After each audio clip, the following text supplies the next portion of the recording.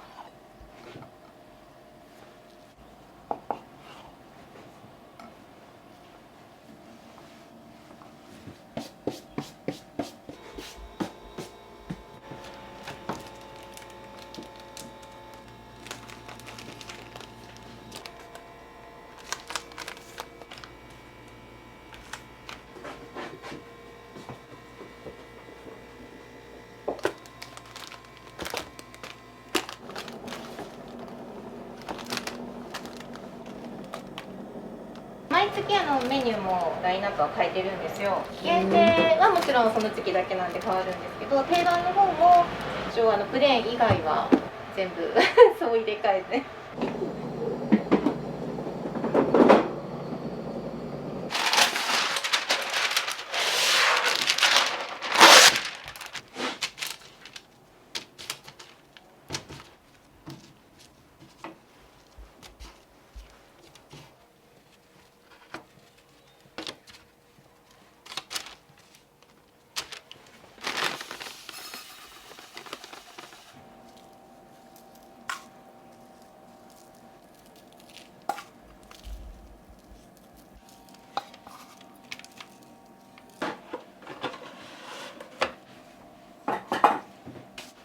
オーブンに入れます。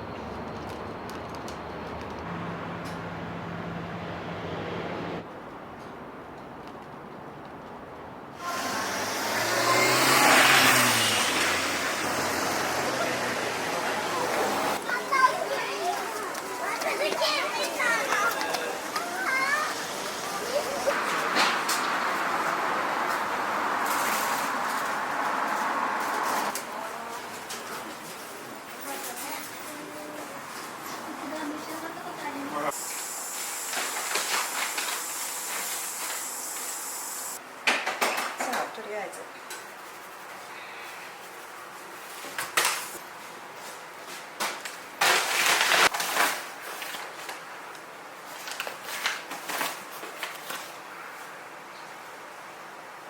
高さというか傘を出したいケーキなので、上からすごい空気たくさん含ませてあげると2回ぐるっといきます。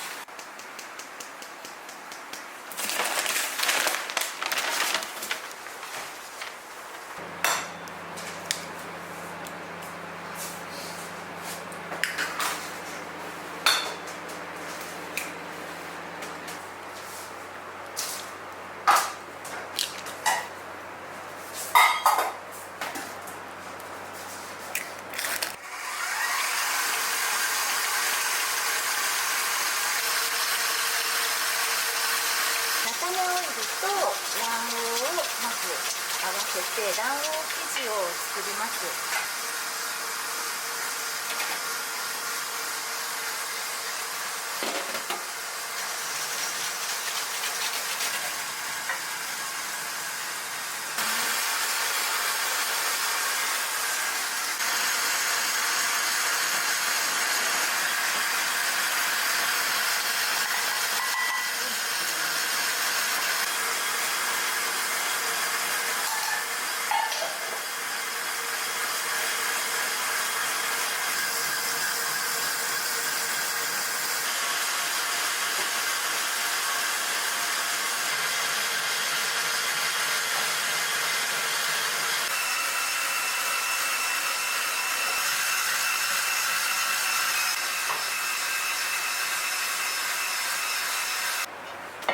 はい、このくらい時間でございます。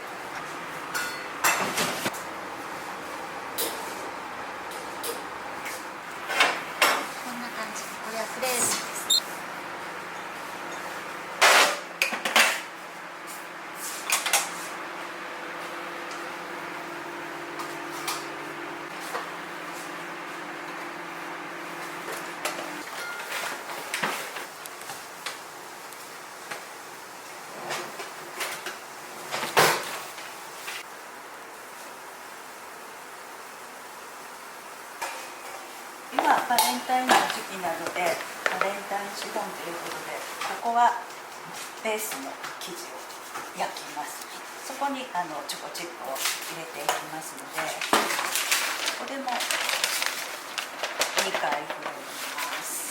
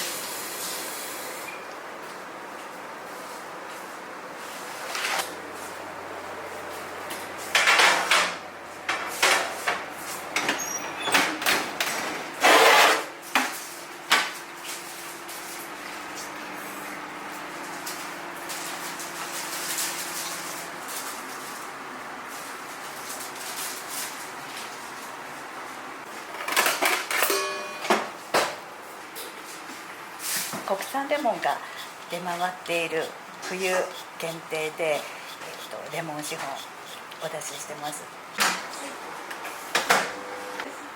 意外とこれね、ご家庭でもチンしていただくとじわって出るので、果汁が出やすくそう柔らかくなるので、とこんなに出るので、ぜひぜひレンジチンをちょっとしていただくといいと思います。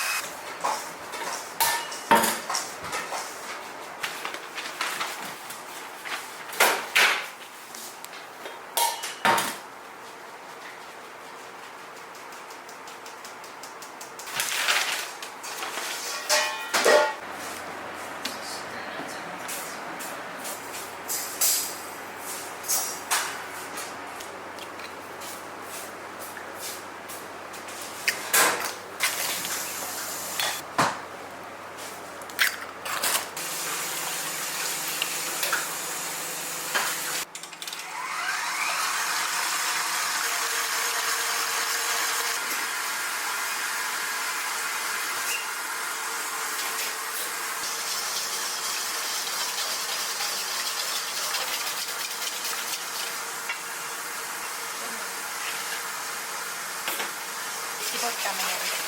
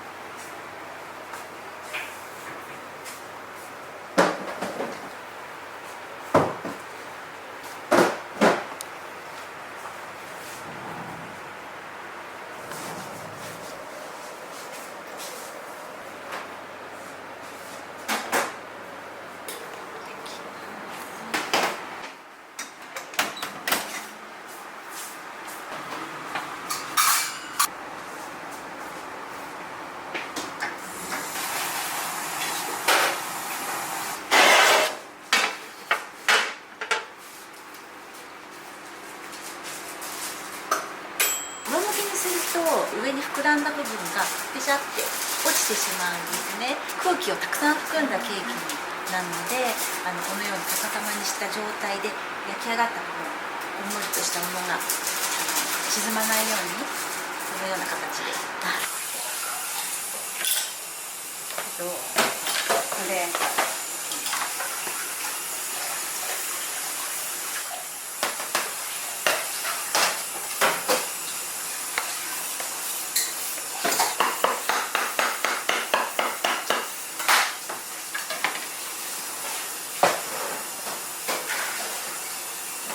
印つけます。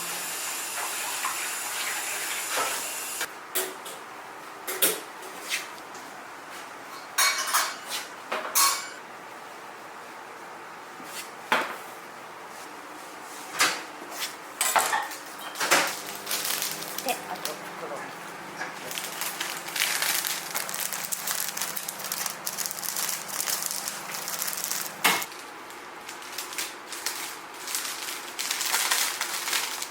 本当に何も考えずにふって焼いたシフォンはいいシフォンになったりして、もう絶対こうしてやろうっていう時はやっぱりダメだったみたいな、多分シフォンの神様が見てくださってるのかな。なんか日々修行してます。自然体でうまくやってやろうって思うと、やっぱりシフォンの神様にガツンと頭を叩かれるので。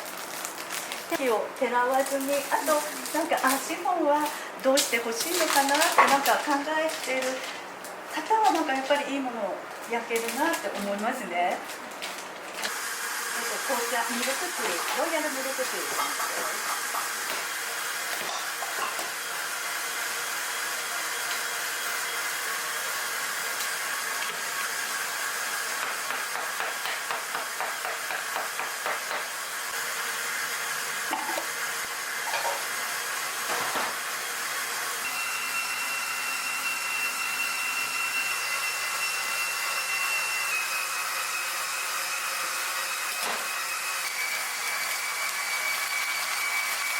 教室もされてるんですよね。教室してます。はい。長い方だと何年、10年近くとかいらしてくださって、シフォンブームでシフォン作りたいって方多いんですけども、シフォンすごく奥が深くて工程は簡単なんですけども、もう一回もう一回っていう、今度こそっていうチャレンジ精神が皆さん旺盛みたいで、すっごい頑張ってます。エネルギーにいつも圧倒されてます。うちでシフォン、習得されてお店出されたって方も本当に全国各地ですごいいらっしゃいます。もともと主婦で何の経験もない中でお店を始めちゃったので、そこにすごい共感してくださる方がいらして、葵さんができるんなら私もってなんか思われるみたいです。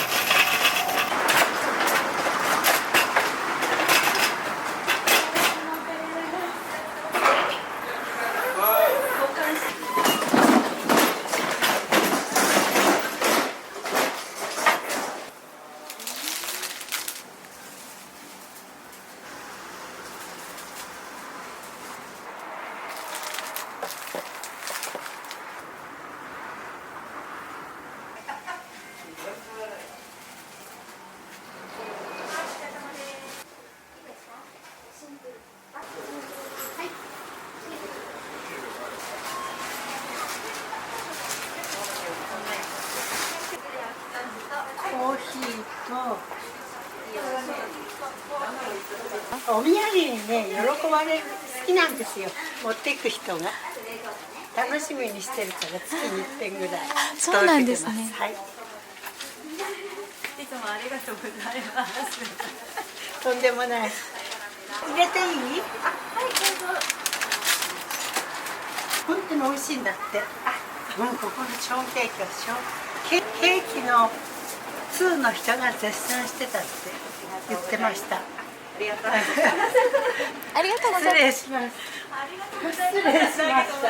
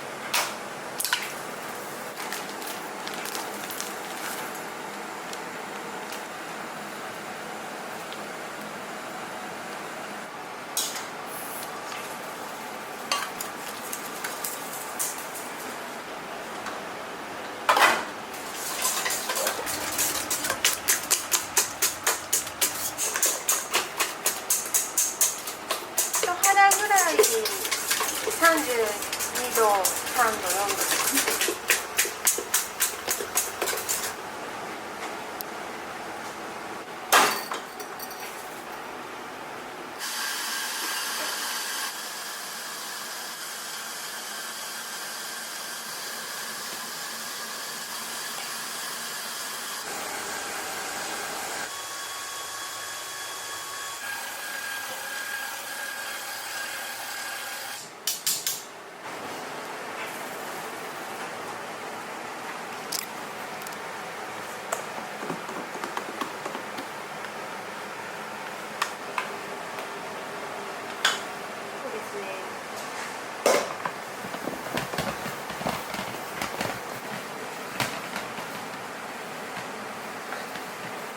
カメラ汚さないか心配。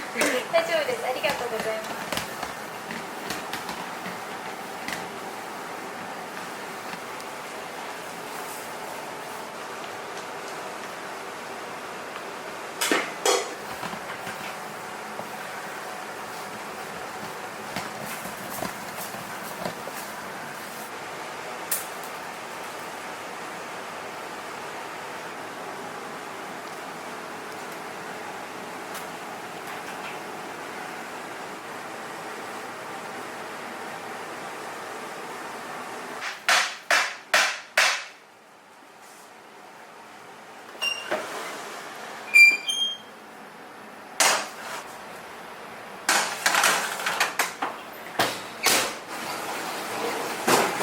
お休みの日とかってどうされてるんですか？はもう体のメンテナンスでも終わっちゃいます。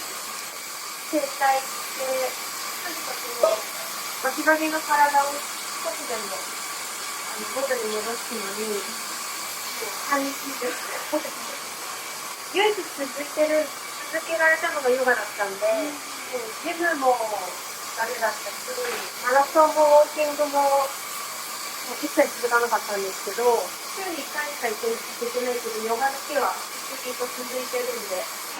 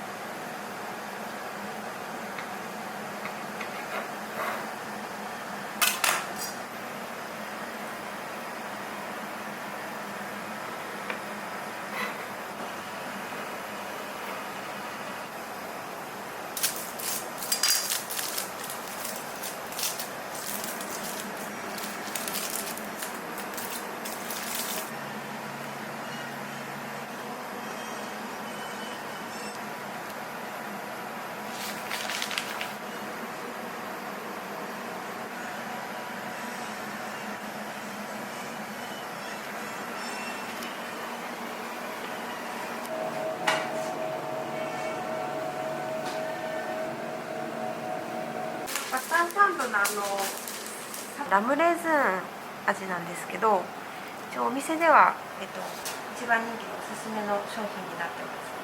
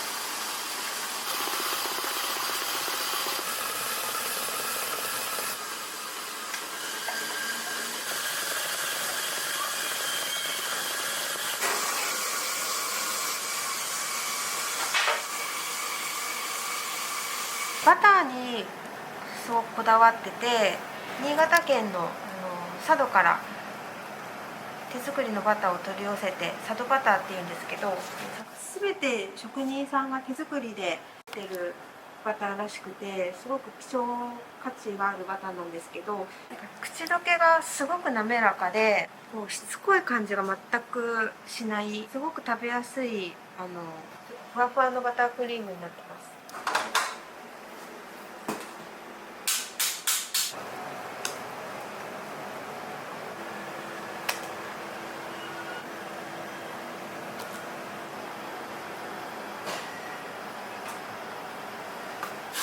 すごいラムレーズンの香りが。そうですね。結構ラムをたっぷりラム酒結構たっぷり使用してるので。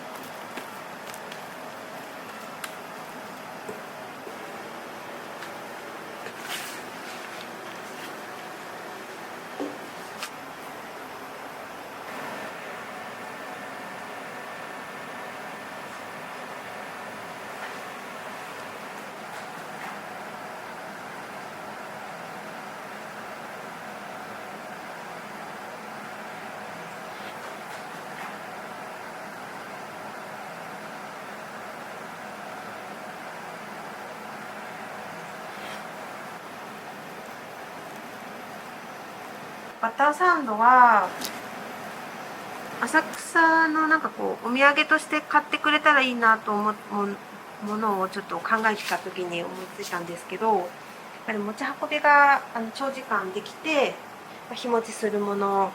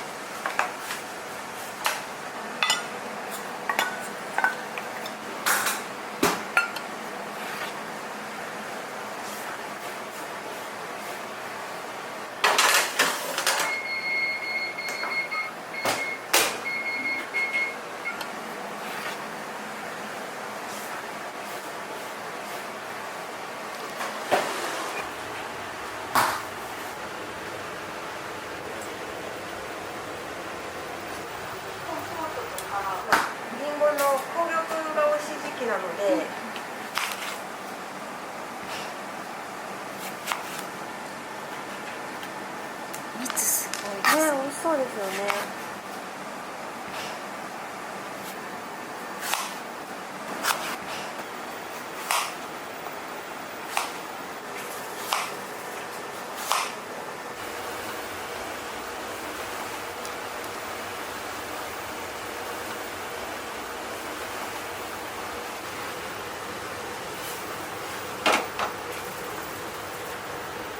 家がこのお店やってたんで、ちょっとバイトを出たんですけど、ケーキ作るから結構楽しくて。菓子作りもともと好きだったんですいや全然やったことなかった。やるようになってからちょっと学校にも行き始めたりとか、順番がちょっと順序が逆ではあったんですけど、働きながら行くっていう感じでしたね。週に1回とか。はい。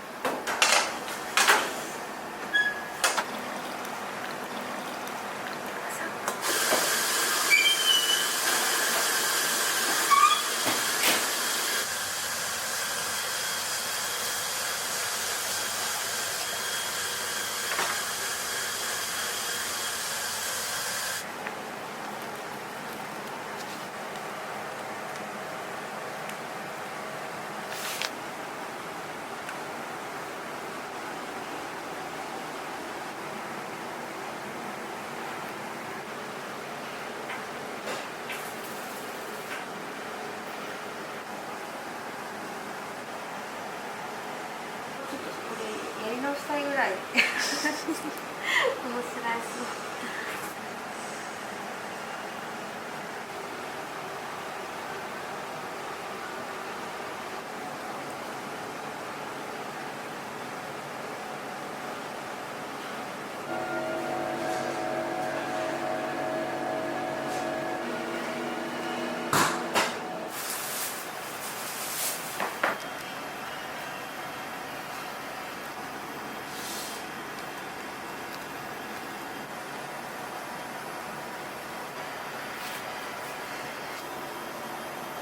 季節によって変わるんですか？そうですね。特に特に割と好き。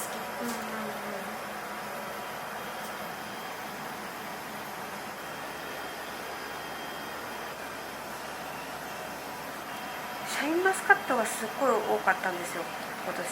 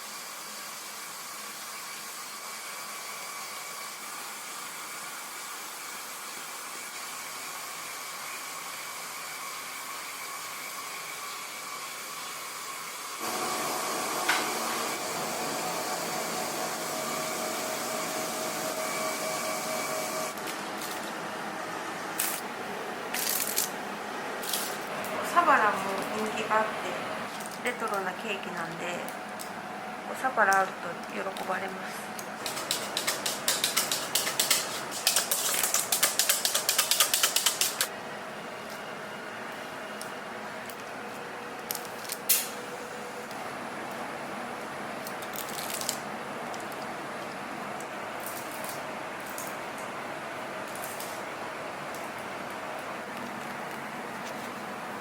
数年前に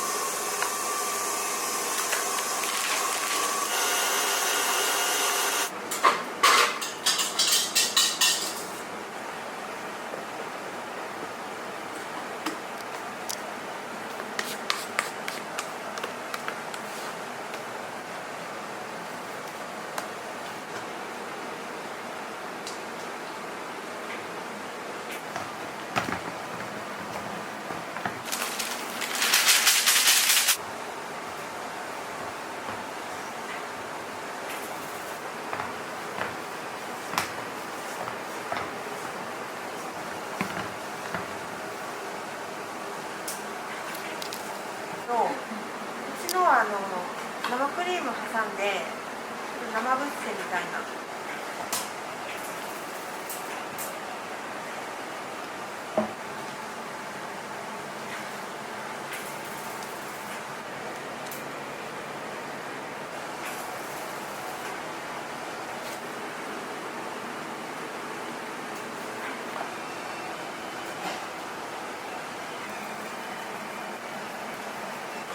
入れちゃいます。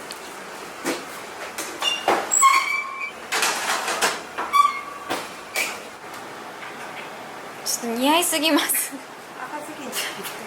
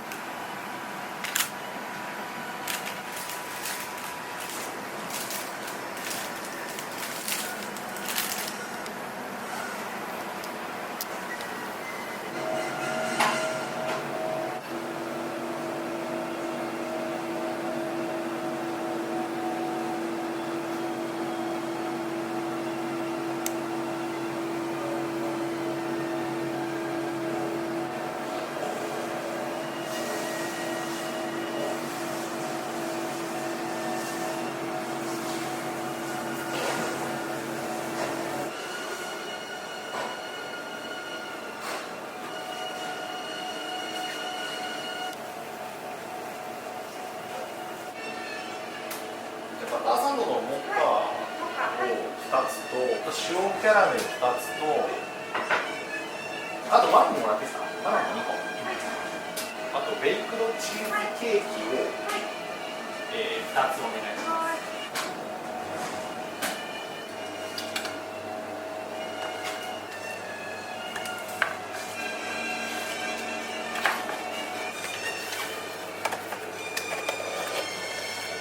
今日は何回目ですか？結構来てますね。6、7回来てんじゃないですか。お気に入りの。一番好きなのが果物とタルトなんですけど、そうちょっと今日は朝早かったからでもチーズケーキも美味しいんで、はい、食べさせてもらってます。バターサンドも結構今バターサンド好きですね。なんか人にこうお土産で出す時にちょうどいいんで、バターサンド。あと子供の誕生日でよく使わせてもらうんですけど、これうちの子供バナナ好きなんで、チョコとバナナのケーキ美味しいんですよ。あとちょっとその時によって果物をいちごを足してとかも言ったらやってもらえるんで、なんかいろんなオプションつけてくれるんで、すごくいいですね。美味しいです。美味しいです。すごく美味しいです。それとやっぱりさっき言ったこれも美味しいですね。これが今一番のお気に入りですか？これ僕一番好きです。すんごいフルーツ乗ってるんですよ。とても美味しいんで、ぜひぜひね、よかったら食べてみてください。今日なかったですけどありがとうございます。また帰りますありがとうございます。はい、ありがとうございます。どうも。焼き菓子に力を入れていきたいと思っていて、クッキー缶を今後は出したいと考えています。あとは浅草に観光に来た方に買っていても、これは絶対買っていきたいと思ってもらえるようなお土産を作っていきたいなと考えています。美味しいお菓子を作ってお待ちしております。浅草にお越しの際はぜひ遊びに来てください。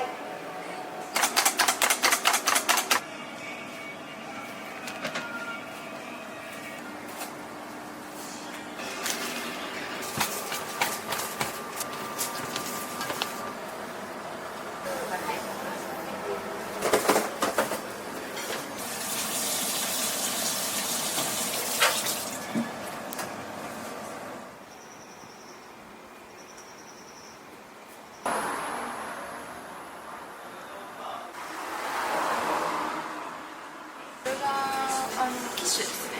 お昼でキッシュのプレートを提供したりとか単品で販売もしてるので、かぼちゃとベーコンのキッシュ、う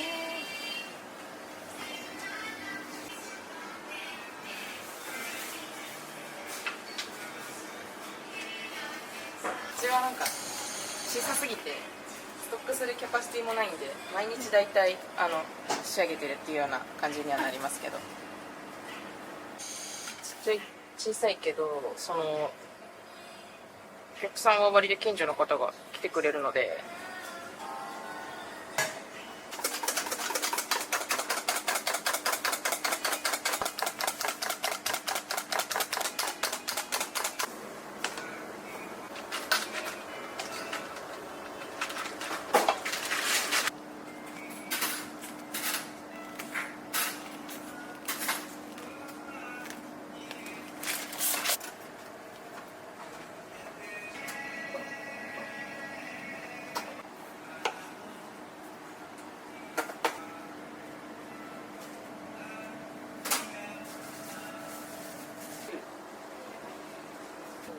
なんでも置いといていいよ。ありがとう。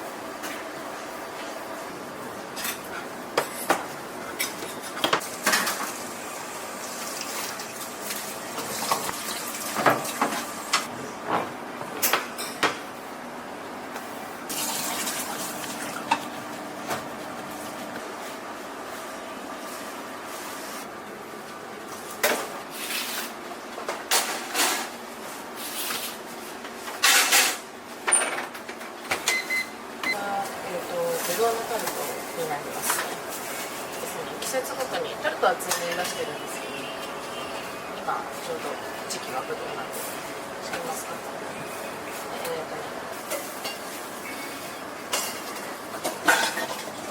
サワークリームと生クリーム、カスタードを合わせた特製クリームです。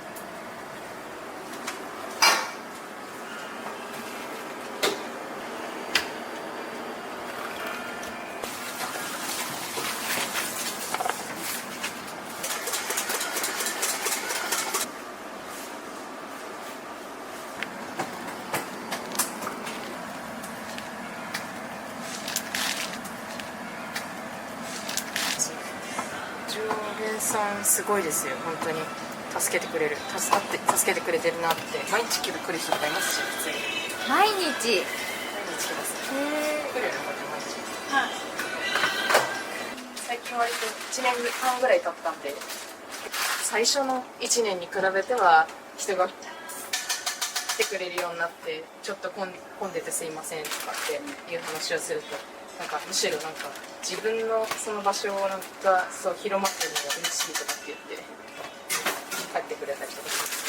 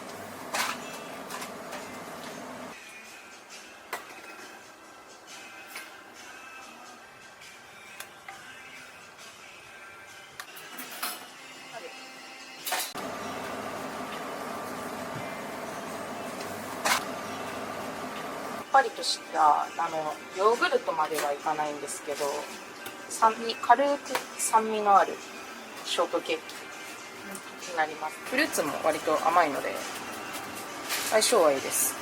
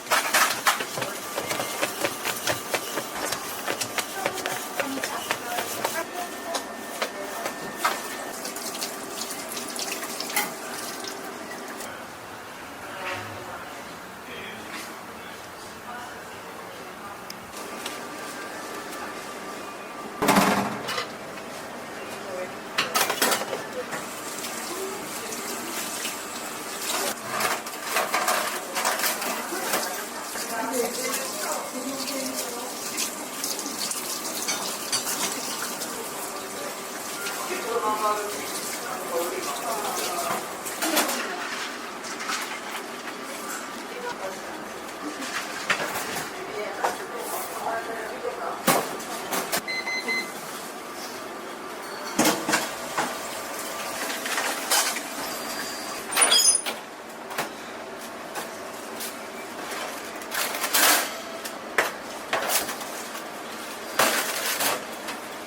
ちは。あ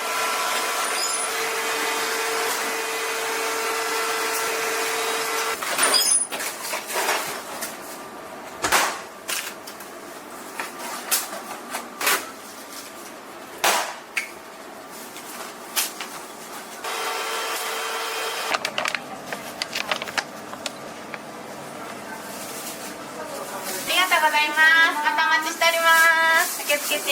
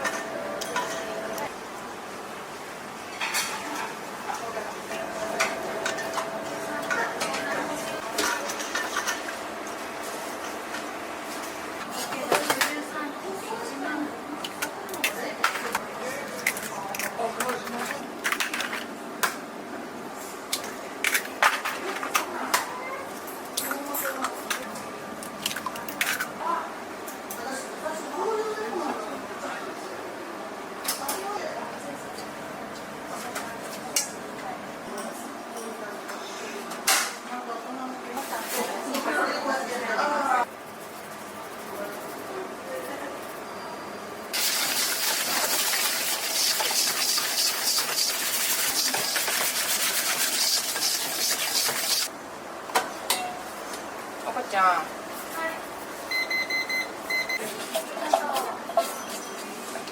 かしこまりました。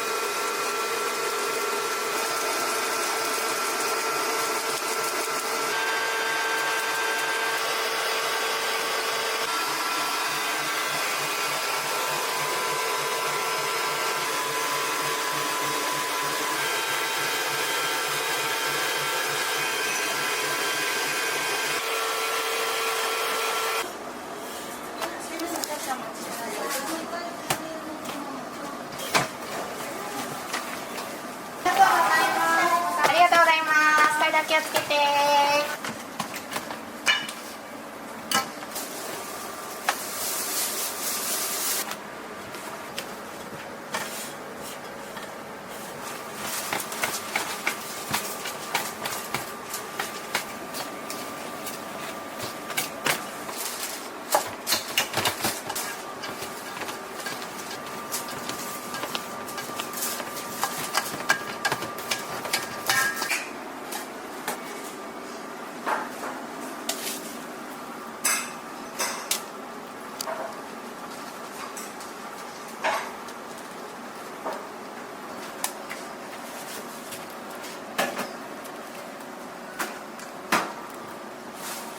店内ご利用ですか？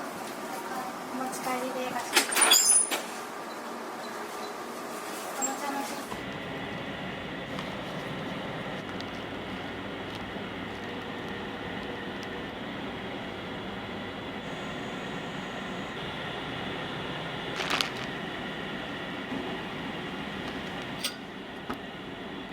このお菓子、私が洋菓子勉強してて一番美味しいって思ったフランス菓子なんです。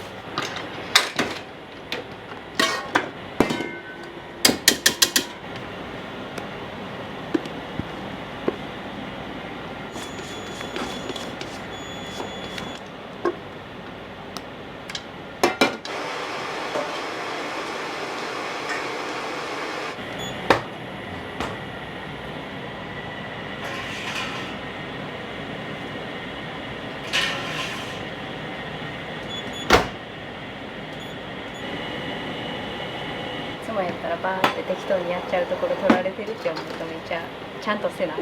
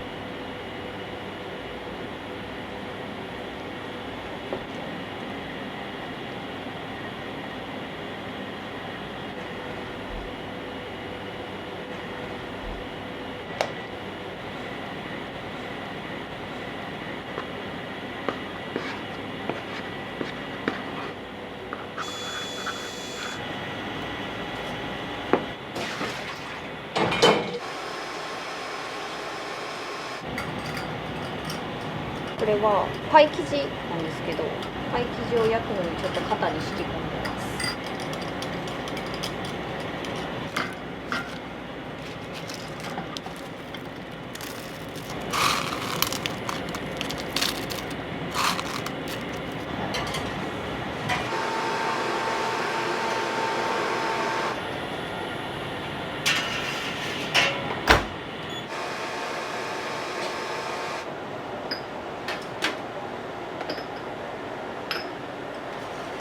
私いつもニュースの小山くん好きなんですよ。めっちゃラジオ聞いてます。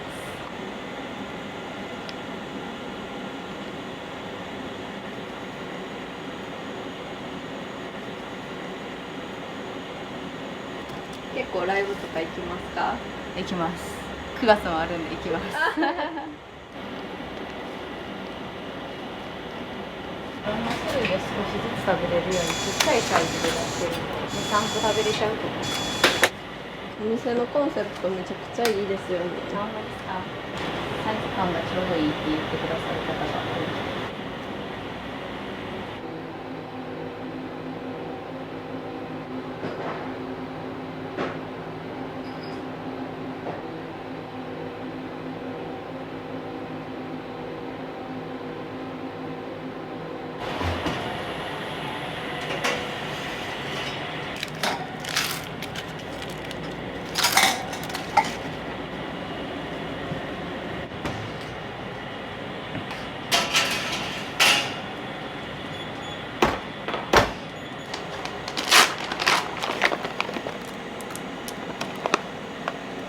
チョコとかでそうです、チョコの玉です。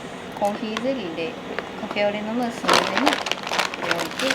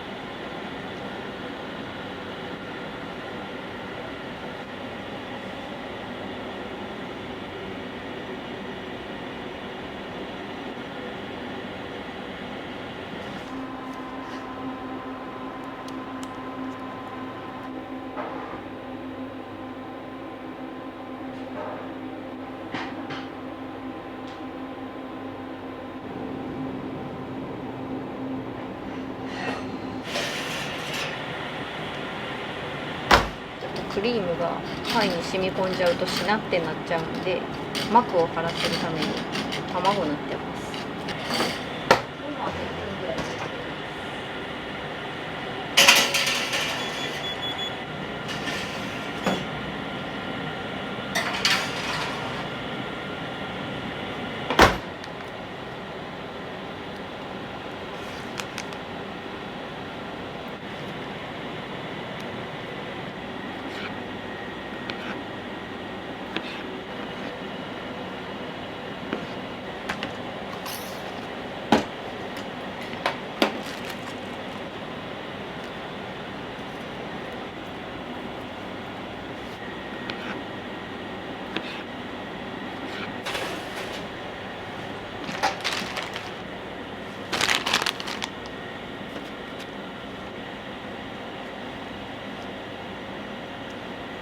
何歳ぐらいの頃からお店出そうって決めてたんですか？でも本当に出す1年ぐらい前から本格的に出したいなって思い始めて、夫と出会って結婚してから、夫は将来社長になって遊んで暮らしたい派の人で、私は雇われでいいからもう人間関係に悩まず作る仕事がしてたいっていうので意見が一致して、じゃあ店出したら一人でできるじゃんみたいな感じで。艶出しのナパージュです。経営とかいろいろ見てくれて、休みの日は手伝いに来てくれてます。じゃあもうほぼ夫婦でお店やってるみたいな。そうですね。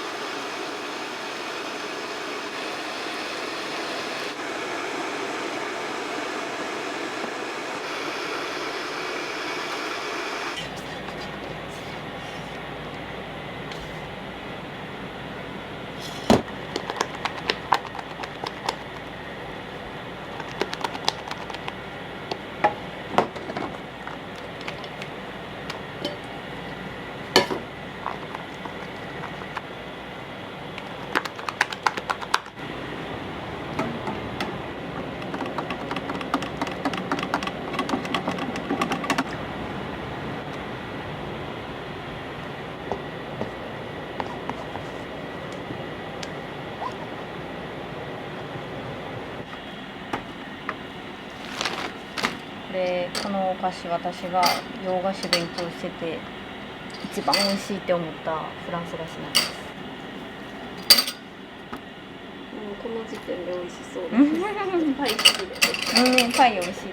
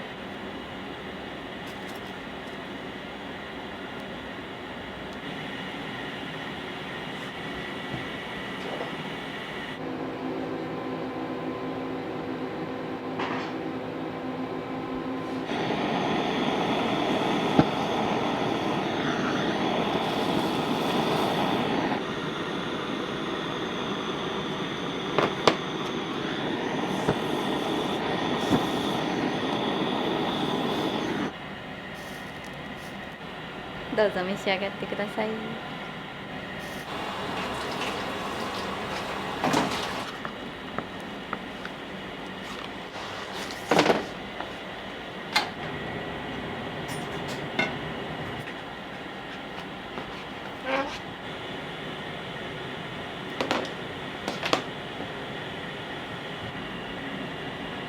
の端切れがね美味しいんですよね。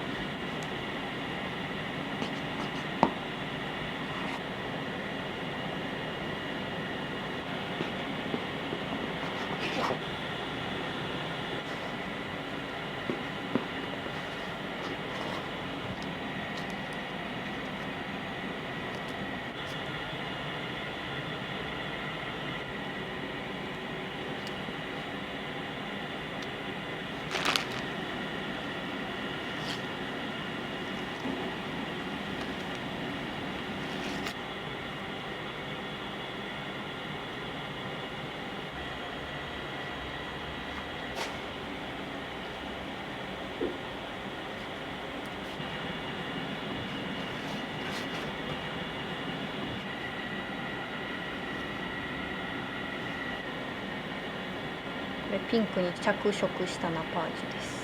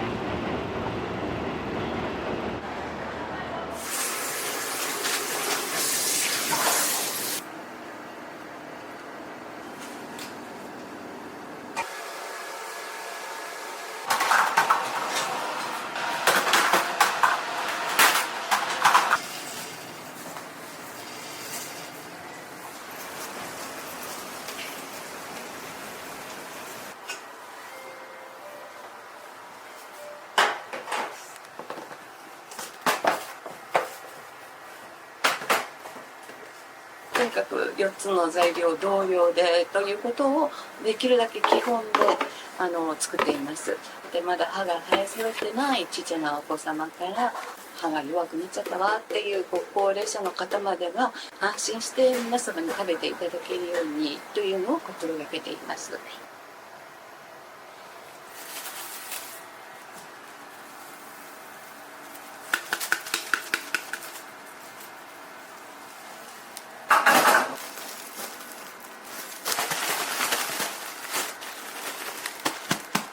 青さのりが混ざりました。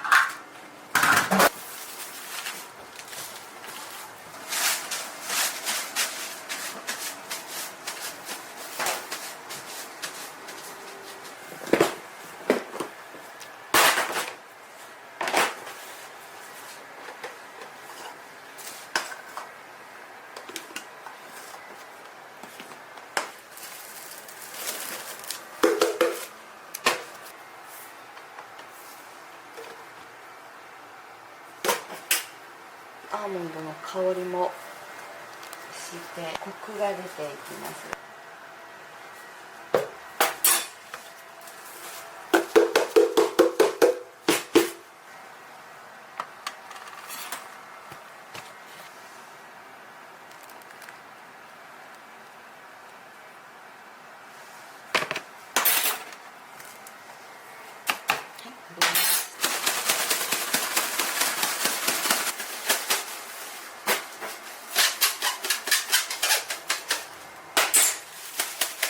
レモンのパウダーです。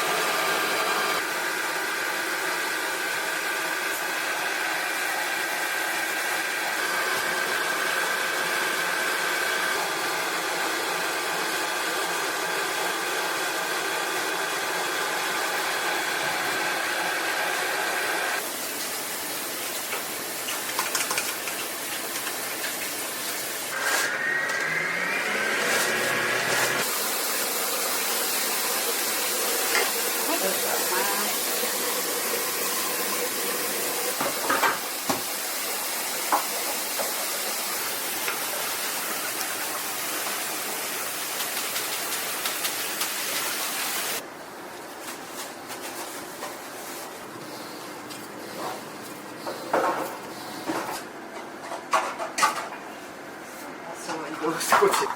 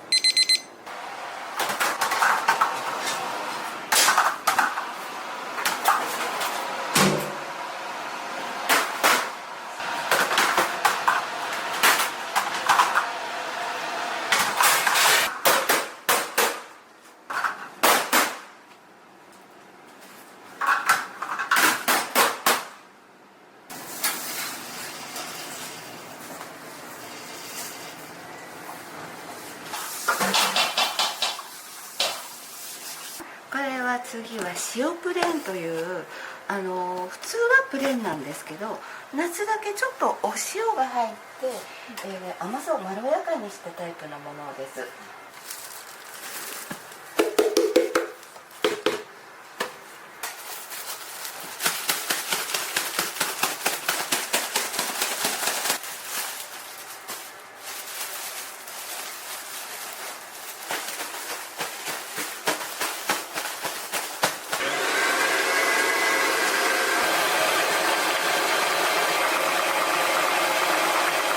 もうお砂糖にお塩が混ぜてあります。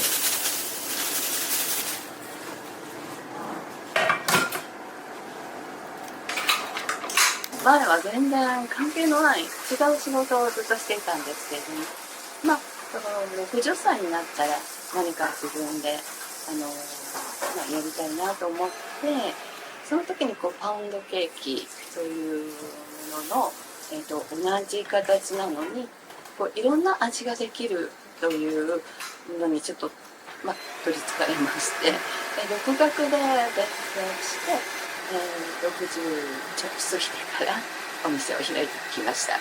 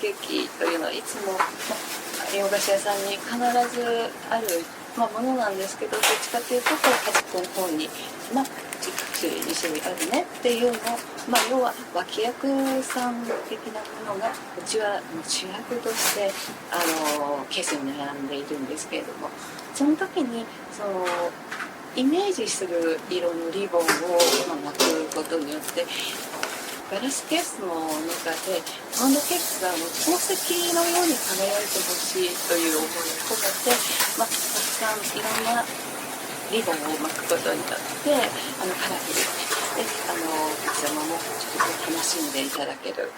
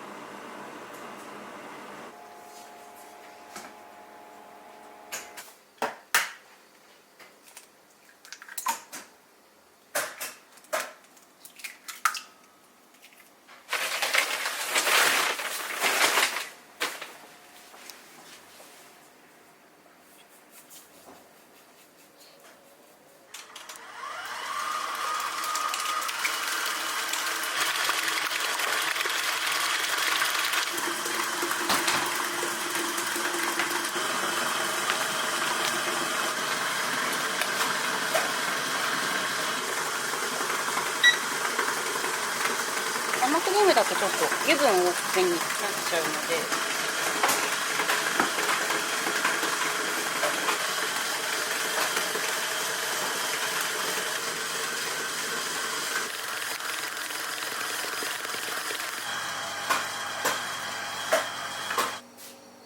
バッチリですね。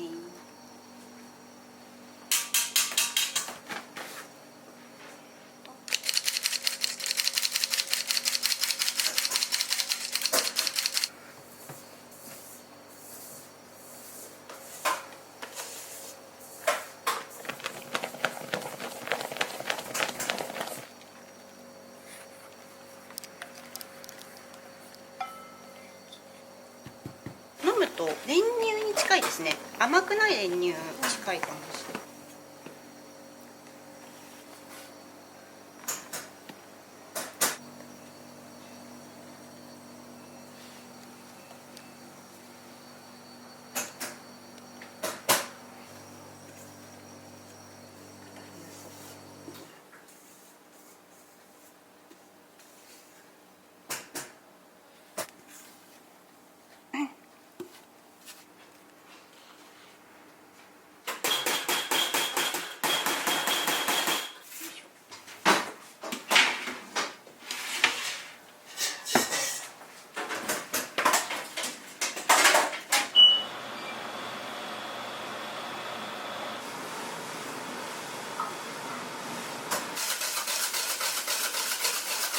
もうちょっとだけ膨らんでしぼみますね。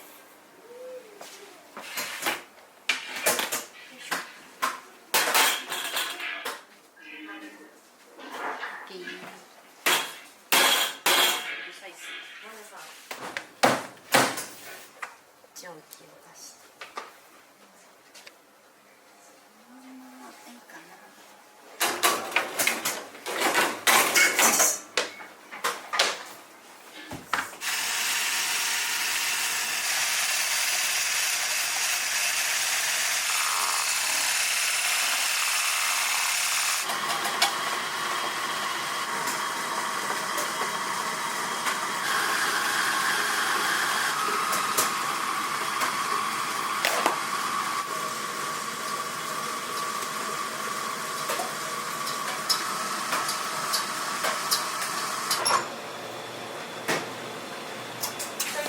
はい。かな。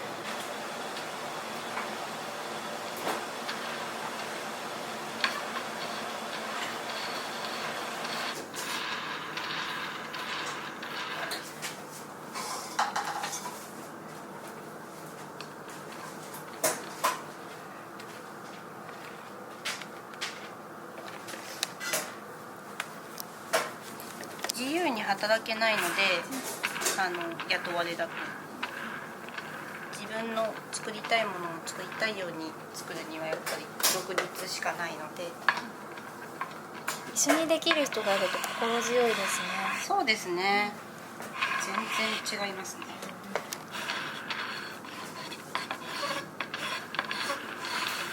性格も全然違うので、それもバランスがいいと思います。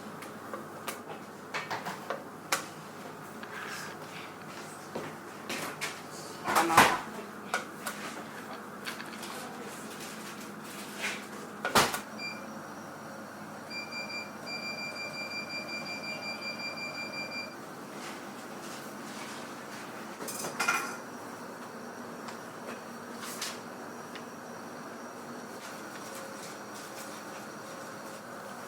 から。いらっ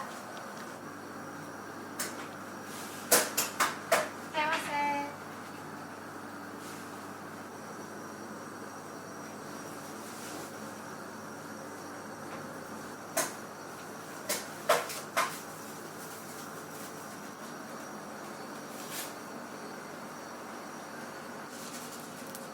それはチョコなんですか？そうです。チョコレートですね。中にパフが入ってる。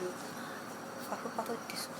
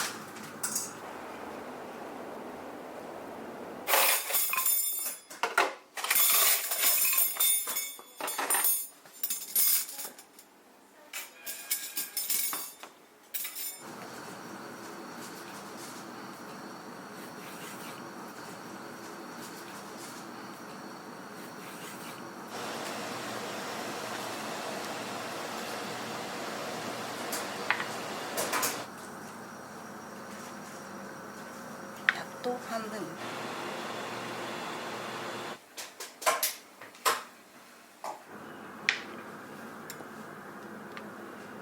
母親もお菓子作りよくしてたので、その影響ですね。だからうちのシフォンケーキは母のレシピですね。使うよって言って喜んでたんじゃないですか？まあ、はーいって言ってました多分確か。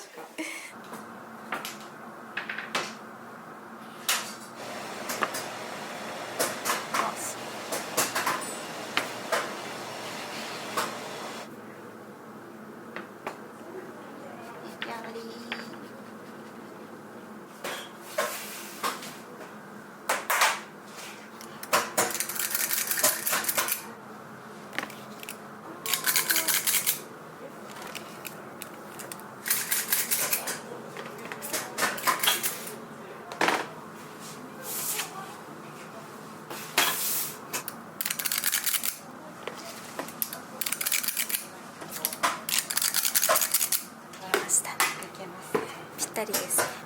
ぴったり。あ、余りますね。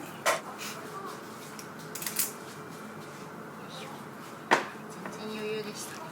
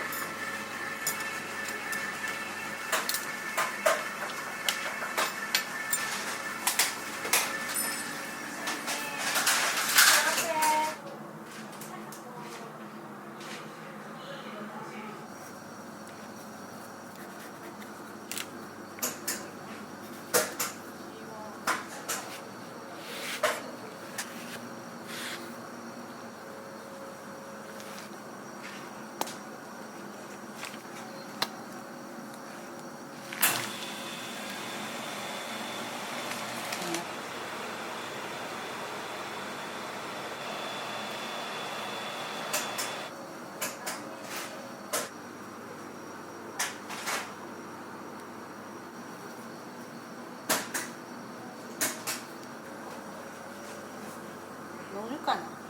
グラグラしそう。バラのジャムなんですけど、ナパージュ代わりに。たまたまあったから。で、ナパージュにちょうどよかったから使っているだけで。毎回これなわけでもないんですけど。なるほど。はい。いろいろ試されてる。そうです。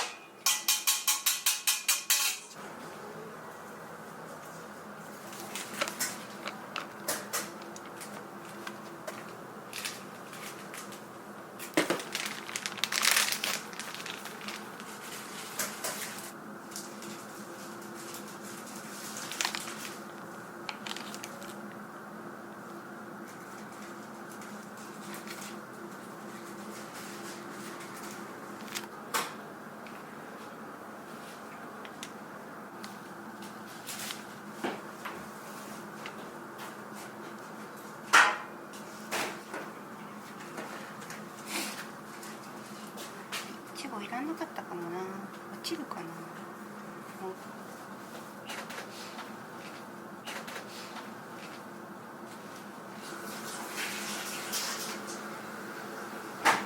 全部焼いちゃおうかな。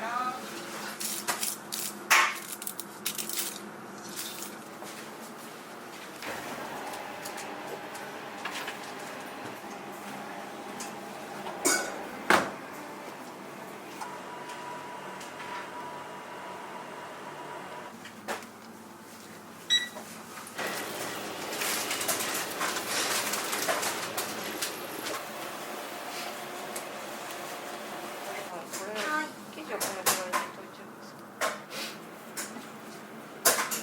もうちょっとやってもいいかな。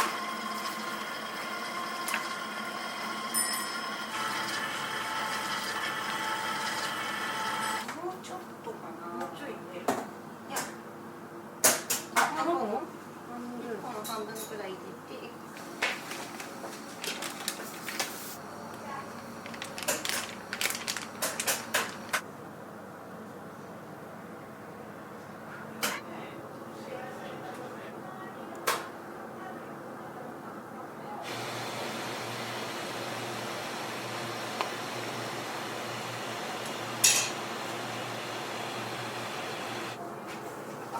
それだ、はい、使いましょう。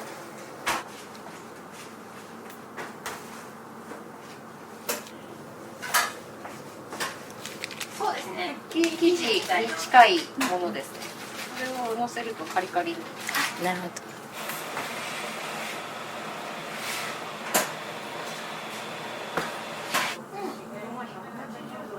なんか私もそうですね。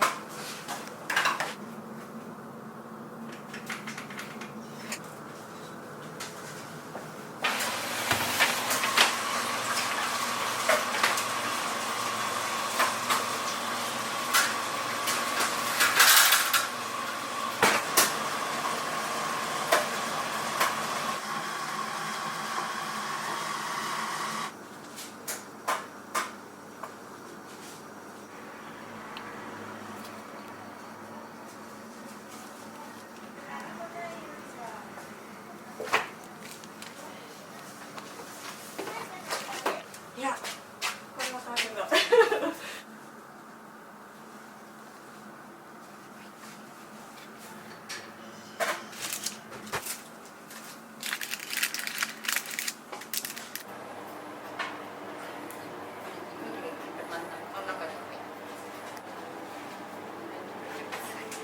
はい、ありがとうございました。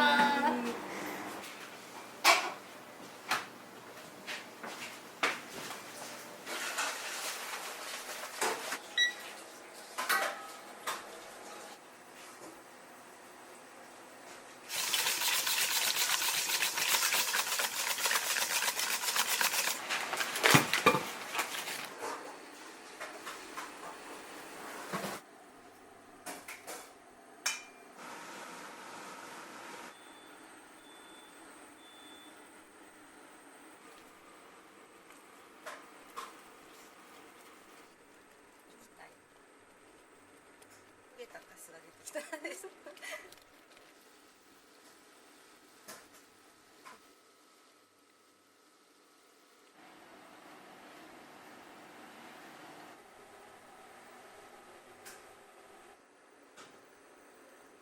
泡立つんですね。そうですね。バター焦げる前は。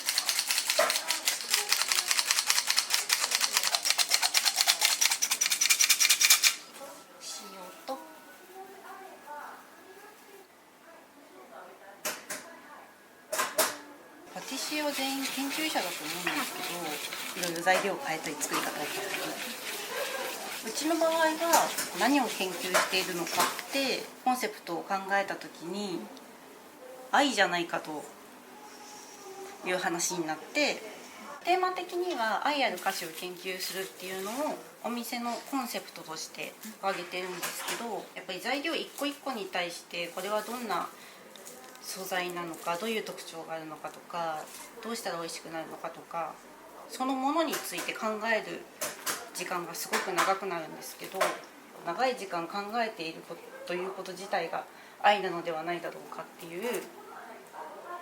思い、気持ち、考えから、スタートですね。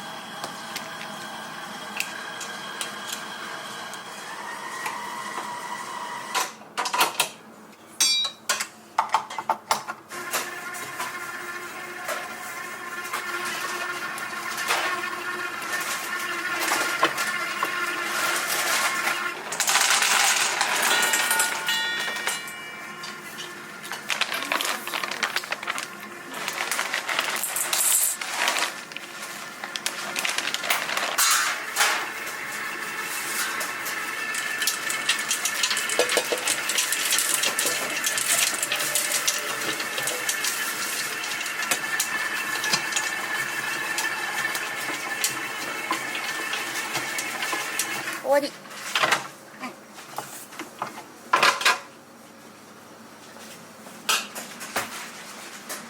ほどほどのまま入れます。固まるんですね、それで。そうですね。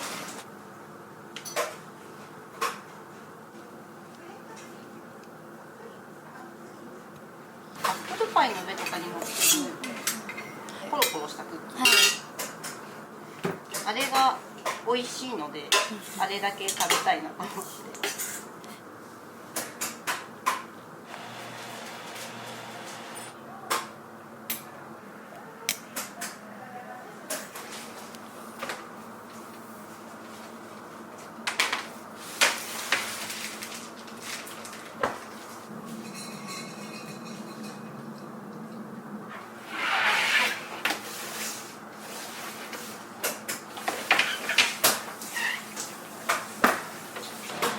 こ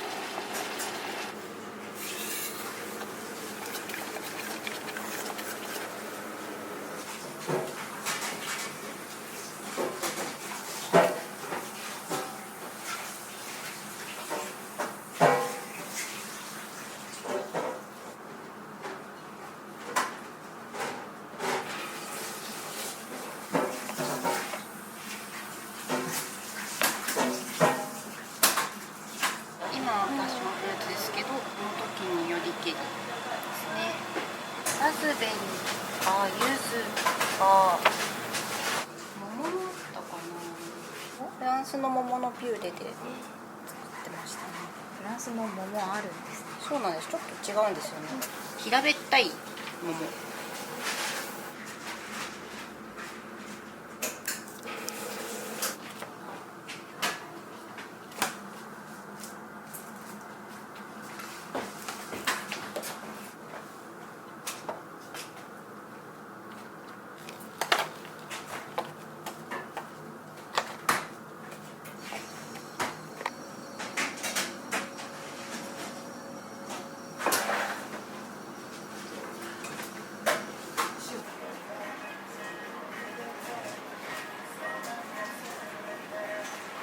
台湾料理屋さんの店主さんで、今日はケーキをオーダーして、結婚祝いのケーキをオーダーして、それを今日取りなんかちょうどお店の方に皆さん食事されに来るので、その時ケーキを。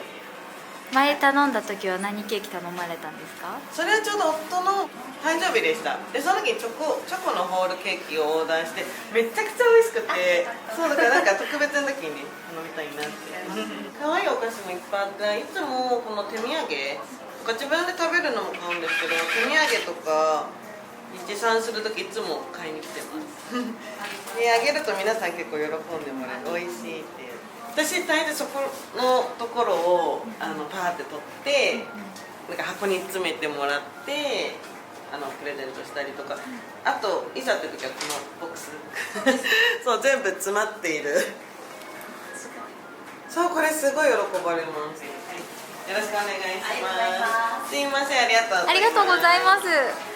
ありがとうございました。おお、かわいい。可愛いでしょう。冬の間だけでスノーマンが。これじゃあ冬終わったらスノーマンはいなくなるんですか？そうです。消えます。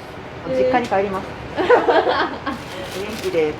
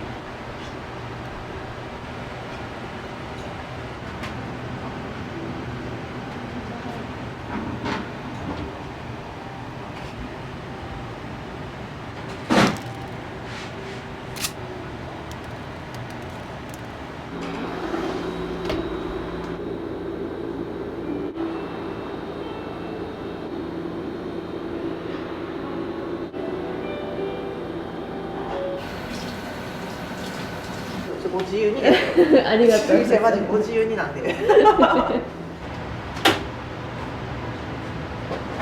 スフレチーズケーキ作ります。いつもホールで出すんで朝焼いております。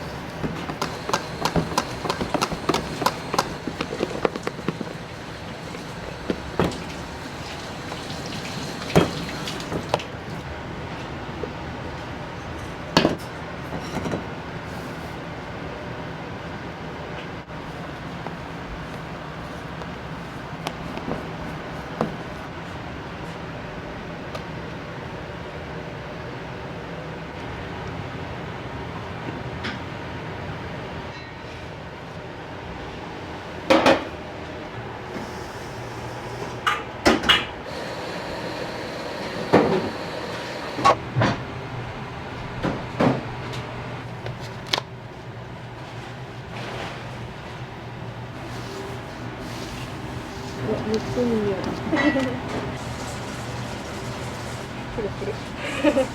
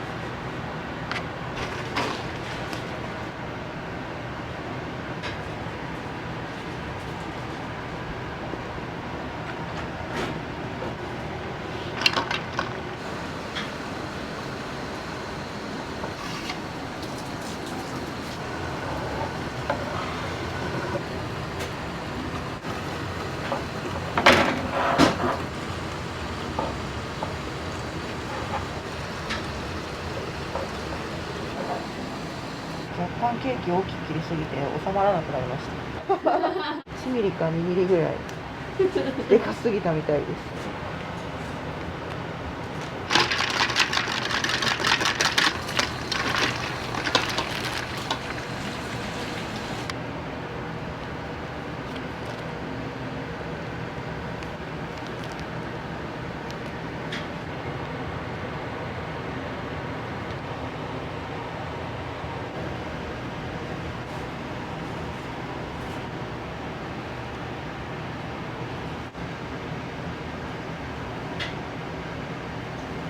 おお、かわいい。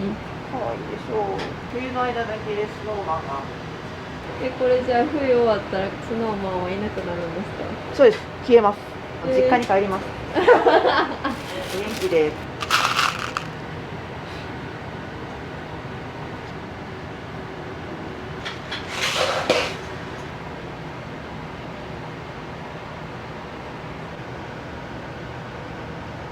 なんかこのいちごくんがみんなすごい好きみたいで、バースデーにもつけてるんですけど。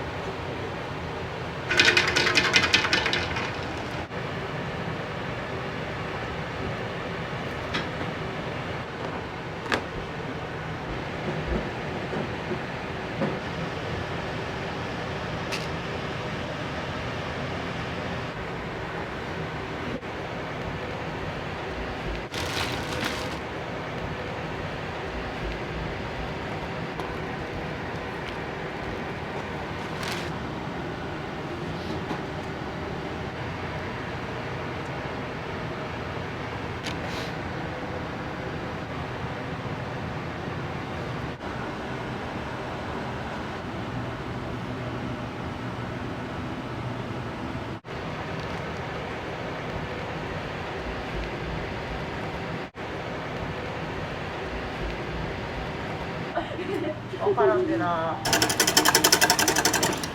これは安納芋とチョコですね。これ日によって違うんですけど、今日は芋でした。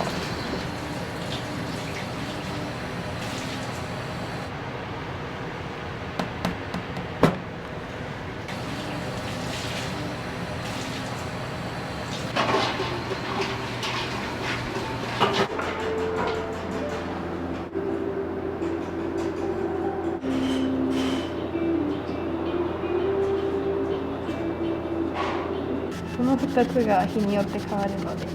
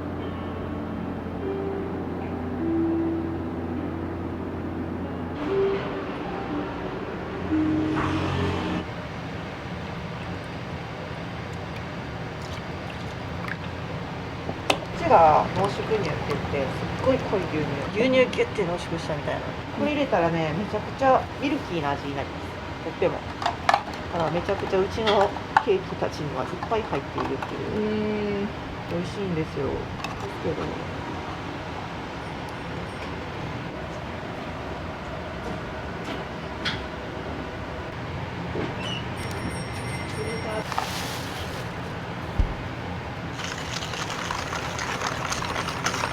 いつもなんかプリンって言ったら湯煎焼きのイメージないですか？あります。オーブンで焼いてますみたいな、はいこれは焼かずに寒天で固めるタイプのプリンです。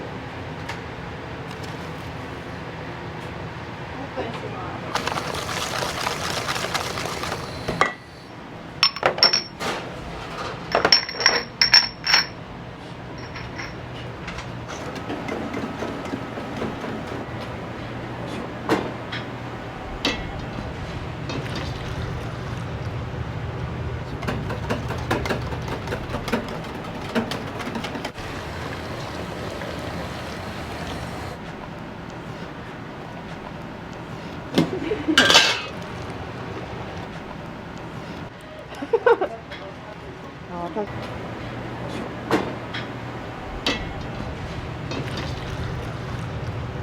ょ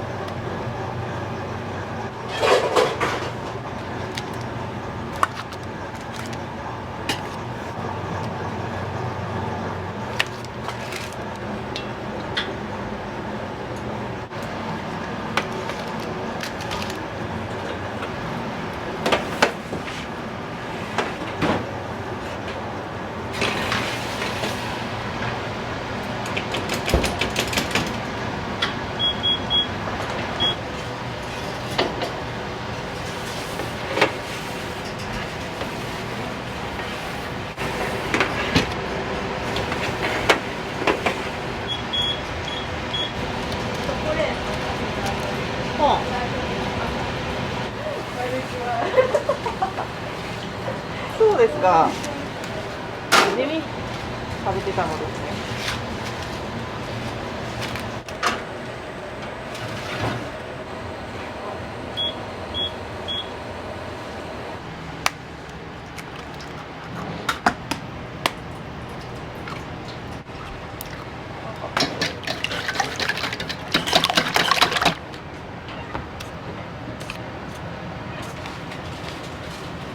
結構甘くないケーキが多いんで、砂糖全部入れちゃうと総量で甘いんですよ。私はそれが嫌で。ちょっとドレハロースを混ぜて糖度は保ったままに甘さ控えめみたいな。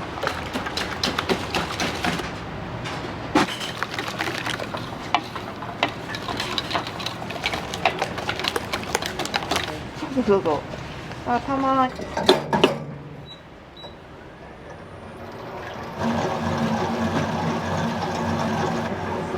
そうそうそう。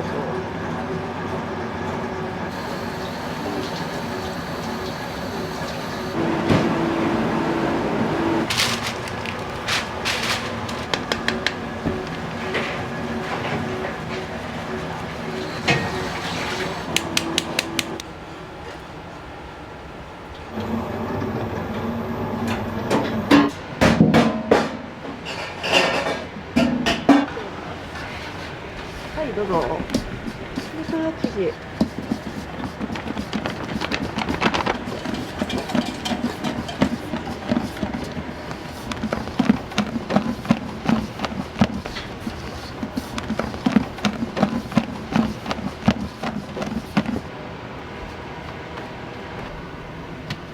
いないね。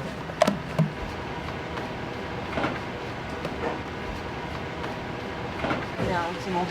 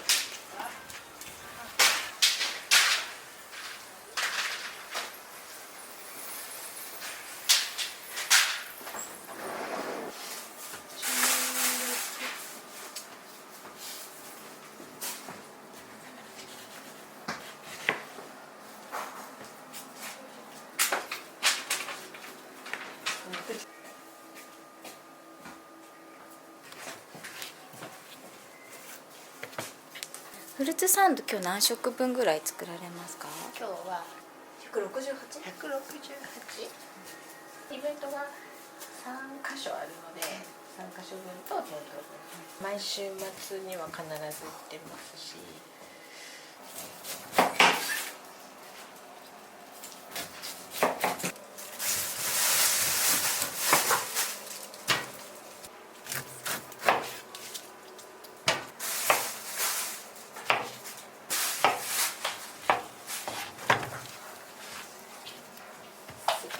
自分でやってください。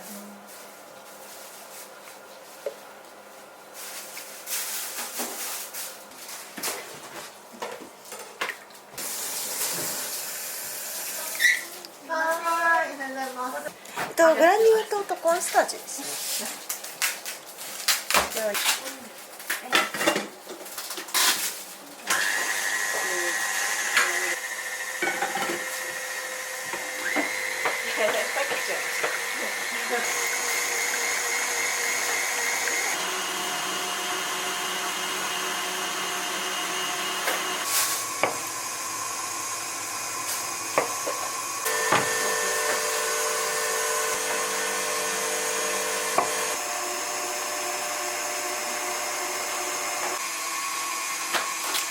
これは湘南育ちっていうところの弥生姫。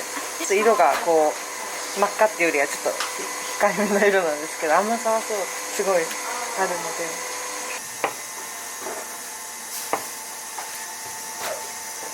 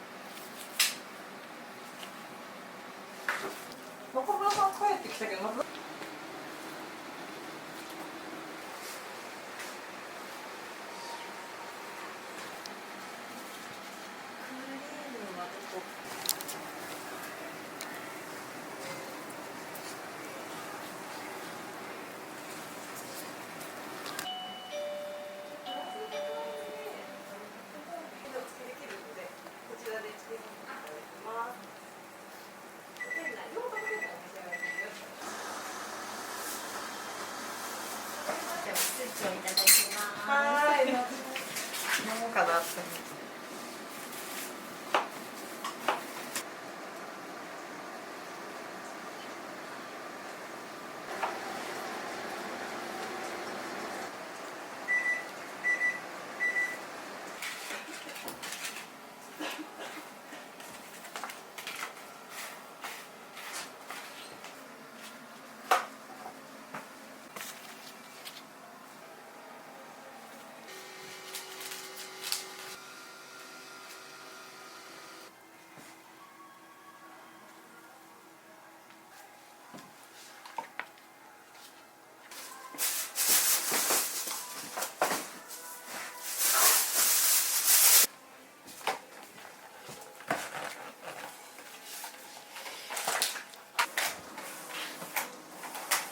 20。はい、OK。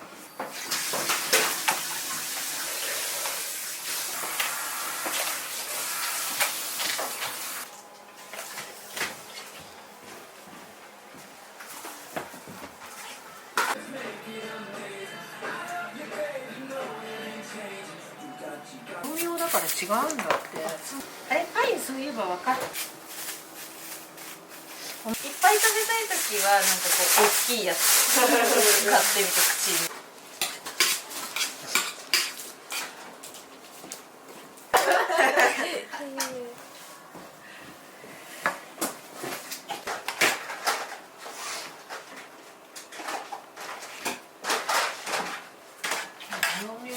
ごめんなさい。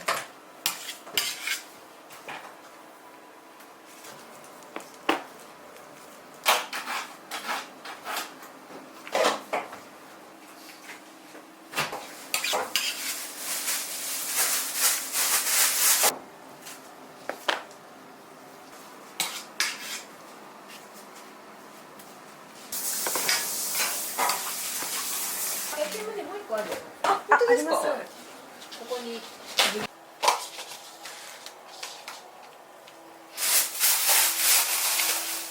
その辺から。人たちは冷凍に回します。それ冷凍にするにはすごい。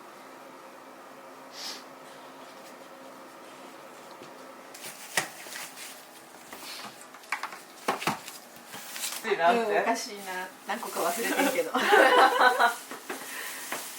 すごい仲いいですね。仲いいですよね。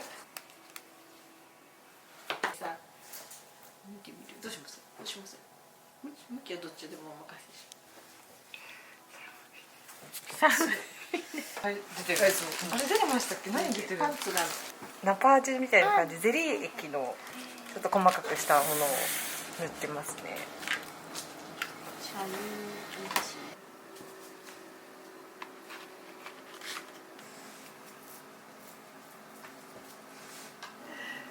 難しいですよね。可愛いですね。乙女心がくすぐられますね。確かに。可愛い。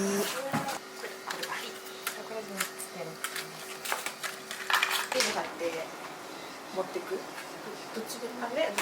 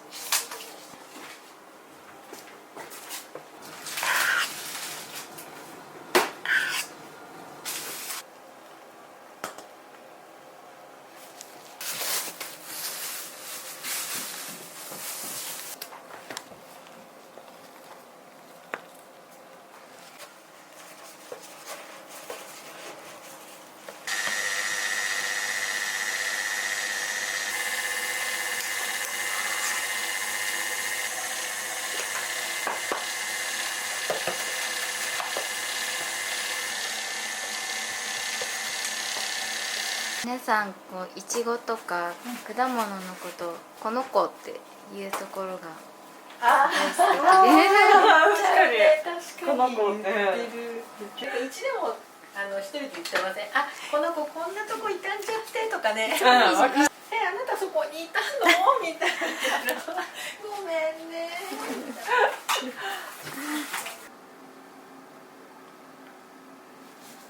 茅ヶ崎の農家さんとか、もちろん平塚の農家さんとか、地元の地場野菜結構使ってますね。直接納品に来ていただいたりとか、きゅうり屋さんとかも嬉しいですよね。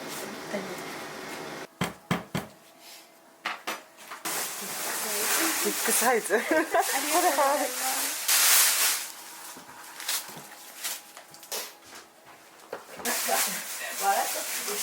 それ行きたいと思ってそう思った。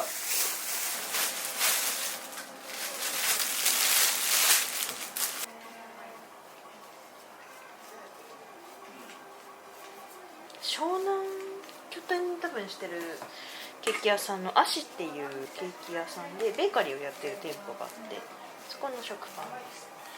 すごく麺も柔らかくて美味しいっていう。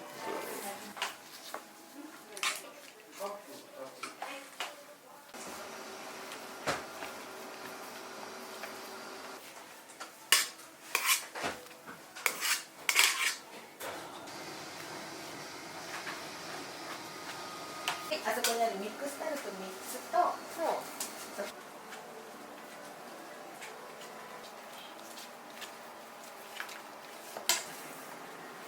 い、できました。はい、はい。